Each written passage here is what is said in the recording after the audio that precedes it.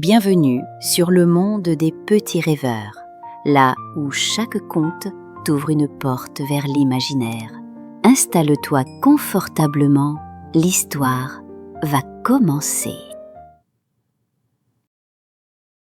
Boris mange à la cantine aujourd'hui. Ce matin-là, Boris, 5 ans, se leva avec un petit gargouillis dans le ventre. Aujourd'hui, c'était un grand jour.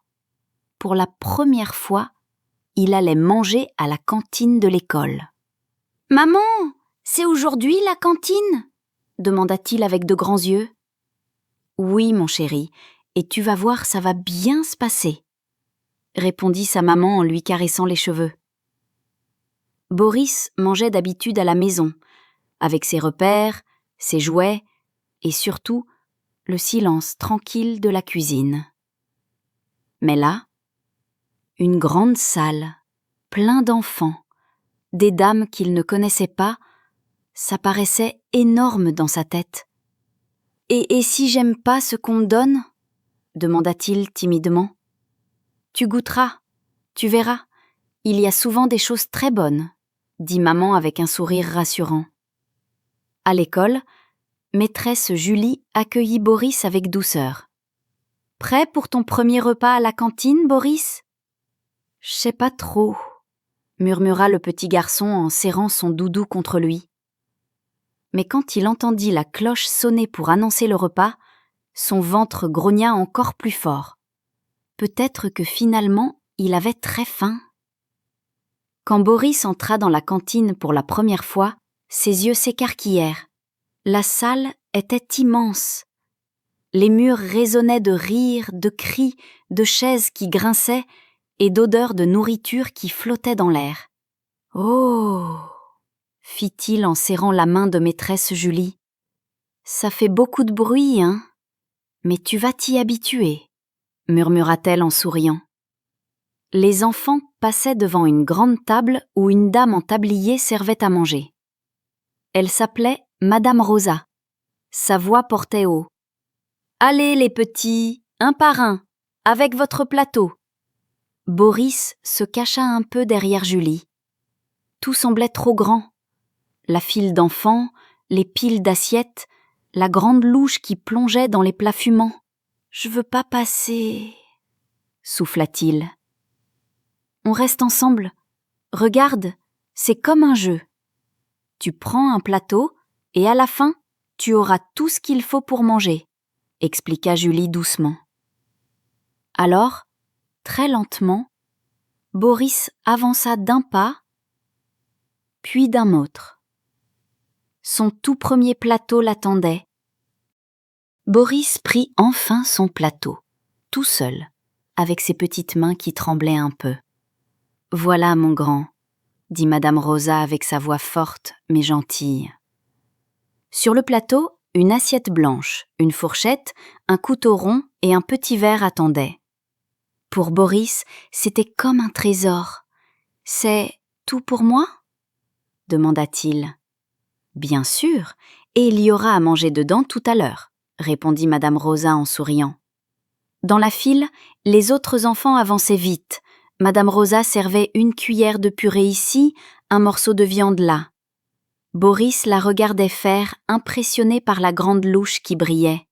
Quand son tour arriva, il ouvrit grand les yeux. « Tiens, pour toi, un peu de purée bien chaude et une petite carotte, » dit Madame Rosa. Boris hocha la tête timidement et serra son plateau contre lui.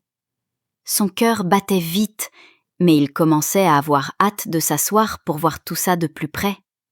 Boris suivit les autres enfants jusqu'à une longue table. Il posa son plateau devant lui et grimpa sur la chaise avec un petit effort. Il observa son assiette. Purée, carottes et un drôle de petit arbre, tout vert. « C'est quoi ça ?» demanda-t-il, la bouche ouverte. « Ça, c'est du brocoli, » expliqua maîtresse Julie avec un clin d'œil. « Mais j'aime pas, » dit Boris en grimaçant. « Tu as déjà goûté ?» demanda Julie doucement. Non. » Boris tapota le petit arbre vert avec sa fourchette. Les autres enfants, déjà occupés à manger, ne faisaient pas attention à lui. Tu sais, on n'est pas obligé d'aimer tout de suite. On peut juste goûter pour voir. C'est comme une aventure, chuchota Julie à son oreille. Boris leva le brocoli jusqu'à sa bouche. Son cœur battait fort, comme s'il allait sauter d'un plongeoir pour la première fois. À côté de Boris, un petit garçon aux joues rondes s'appelait Tom. Lui, il semblait connaître la cantine par cœur. « Moi, j'adore le brocoli !» annonça-t-il fièrement avant d'en croquer un morceau. Boris le regarda, bouche bée. « T'aimes ça, toi ?» demanda-t-il. « Ben oui, regarde, si tu le manges, ça donne des muscles comme les super-héros. » Les autres enfants autour se mirent à rire et à faire semblant de montrer leurs muscles. « Oh, les gros bras !» cria un petit garçon en riant. Boris hésita. Il regarda son petit arbre vert dans l'assiette, puis Tom qui croquait le sien en souriant. « Allez, Boris, goûte juste un petit bout !» l'encouragea maîtresse Julie avec douceur. Lentement, Boris approcha le brocoli de sa bouche et le goûta. « Ben, c'est pas si mauvais, » dit-il avec de grands yeux étonnés. « T'as vu ? Maintenant, toi aussi t'as des muscles de super-héros » lança Tom en riant. Boris sourit timidement.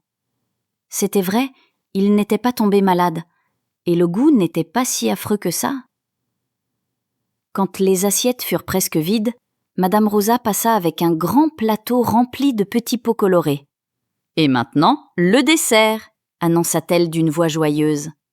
Les yeux de tous les enfants s'illuminèrent. Sur le plateau, il y avait des pommes, des compotes et même des yaourts à la fraise. « Oh, yaourt à la fraise !» s'exclama Boris avec enthousiasme. « Tiens, mon petit, pour toi !» dit Madame Rosa en posant le pot devant lui. Boris attrapa sa petite cuillère, mélangea le yaourt et en prit une bouchée. « C'est trop bon !» dit-il, la bouche pleine. Les autres enfants éclatèrent de rire en le voyant manger si vite. Même maîtresse Julie sourit en le regardant finir son dessert avec des moustaches roses autour de la bouche. La salle résonnait de bruits de cuillères, de petites conversations et de rires d'enfants. Boris, qui au début se sentait si petit dans ce grand endroit, commençait maintenant à se sentir à l'aise. « Regarde, Boris, on fait une tour de verre d'eau !» chuchota Tom en empilant doucement 2 gobelets vides. Les enfants autour éclatèrent de rire quand la tour s'écroula avec un ploc. Même Boris rit si fort qu'il en eut les larmes aux yeux. « Encore, encore !» cria un autre enfant. Maîtresse Julie leva les mains. « Bon, les champions des gobelets, on finit son repas avant que la cantine ne se transforme en cirque. » Mais son sourire montrait bien qu'elle était contente de voir les enfants si joyeux. Quand le repas se termina, les enfants se mirent en file pour apporter leur plateau. Boris porta le sien tout seul jusqu'à Madame Rosa, fier comme un grand. « Bravo, mon petit, pour un premier jour, tu t'en es très bien sorti, » dit-elle avec un clin d'œil. Dehors, dans la cour, Boris raconta tout à sa maman en la retrouvant. « J'ai mangé du brocoli et j'ai même eu un yaourt à la fraise et on a rigolé et j'ai pas eu peur. » Tu vois, parfois ce qui fait peur au début devient une belle aventure, répondit sa maman en l'embrassant sur la joue. Boris sourit, fier de lui. Le grand bruit, les plateaux, le brocoli, tout ça lui paraissait beaucoup moins impressionnant maintenant. « Demain, je retourne à la cantine, » murmura-t-il pour lui-même, et il sut que la cantine n'était plus un endroit qui faisait peur, mais un endroit où il allait découvrir, rire et grandir un peu plus chaque jour. Ce qui nous effraie au début peut devenir une belle aventure quand on ose essayer, et qu'on le partage avec les autres. Bonne nuit mes petits rêveurs. Vous venez d'écouter une création originale, Le Monde des Petits Rêveurs. Si tu as aimé voyager avec nous, pense à t'abonner à la chaîne, à liker, à activer la cloche pour ne rien manquer et à partager. Tu peux aussi nous laisser un petit commentaire. Et qui sait, peut-être que la prochaine aventure sera la tienne. À très vite pour une nouvelle histoire.